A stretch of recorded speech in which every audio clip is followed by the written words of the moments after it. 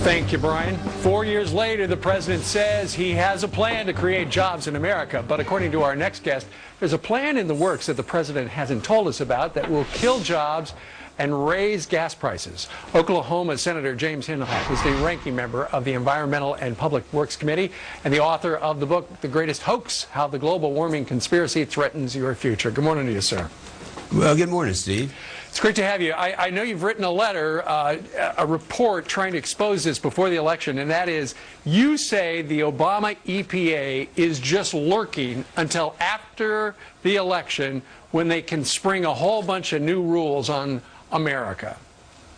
Well, Steve, first of all, you know, the problems with this president, the deficit, we understand that came from his budget.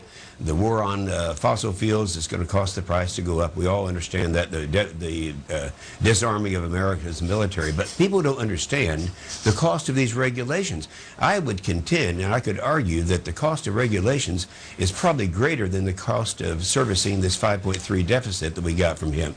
So we have been making an issue out of making sure that people know what these regulations are, how much they'll cost. Then we discovered, and came out with a report 3 days ago, that the president is planning on disobeying the law again, like he did in the Warren Act, and not coming out and saying what types of regulations are going to be until after the election. Sure. Now, my website is epw.senate.gov, and this is the report that we came out with that shows, for example, the ozone. The ozone would affect 650 counties throughout America, put them out of attainment. That would just lose jobs and keep people from developing new jobs. The cap and trade, those regulations will be coming out. That would be a $400 billion tax increase. They've already spent $68.4 billion on this, Steve, and nobody knew it until we dug into that. And that was without any authorization from our committee. Right. The Boiler Act, the water rule, and all these things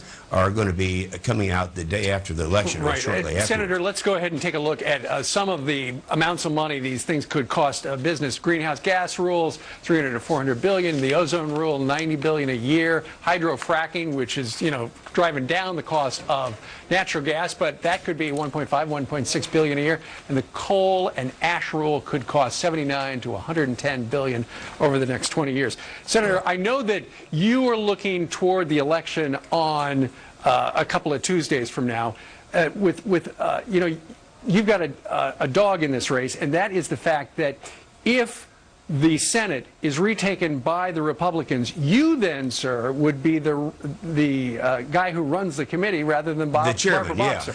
Yeah. Uh-huh. It'll go from Barbara Boxer to me the same as it went from me as chairman 4 years ago to Barbara Boxer. Now, you don't find two more differing philosophies than the two of us. You mentioned hydraulic fracturing, Steve. That happened to start in Oklahoma. That was 1949. We've been doing it since then, and by their own admission, the EPA had to admit, this is Lisa Jackson, that there's never been a documented case of groundwater contamination. Now, we can't get into any of these tight formations without using hydraulic fracturing, and that's how the president wants to kill oil and gas in this country. We're just going to have to find out what happens after the election. You have given us a little cautionary tale. James Inhofe joined us today from the great state of Oklahoma. Sir, thank you very much. Thank you, Steve. All right. 28 minutes.